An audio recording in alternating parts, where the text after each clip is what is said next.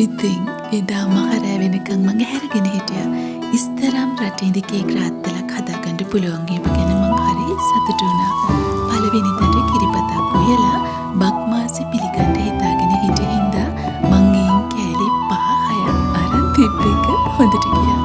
ඉලන්දාරින් ඉතිරි කෑලි සියල්ල අතුරුදහන් කරන බව මං කලින්ම දැනගෙනයි හිටියේ. ඉතින් උදේ රැයින් රසවත් කිරිපතක් හොයාගත්තු මං මගේ කුඩා උයනේ තේ මේසයක් ලෑස්ති කරමිනුයි හිටියේ. ඇත්තටම මගේ රෝස කම්මුල් මිතුරිය තමයි මේ පුරුද්ද මගේ ජීවිතයට අරගෙන ආවේ. මාසයක් සතුටින් බාරගන්න එක, ආදරෙන් පිළිගන්න එක මේ තරම් ආදරණීය දෙයක් කියලා මං කලින් දැනන් හිටියේ නෑ.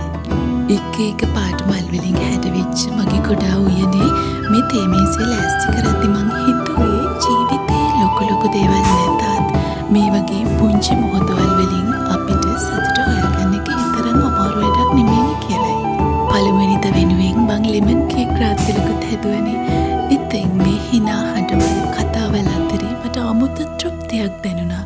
මං හදාපු කෑම, මං සැලසුම් කළ මේ කුඩා තේ මේසය අනිත් අයගේ හිතට සතුටක් අරන් ආයක ගැන මං සතුටු වුණා. ලෙමන් කේක් එක රහයි කියද්දි මං කුඩා දරුවෙක් වගේ සතුටු වුණා. ඉතින් අවසානයේ හිස් වෙච්ච භාජන තේ කෝප්ප ටික දිහා බලද්දී බක්මාසය වෙනුවෙන් මං හොඳ ආරම්භයක්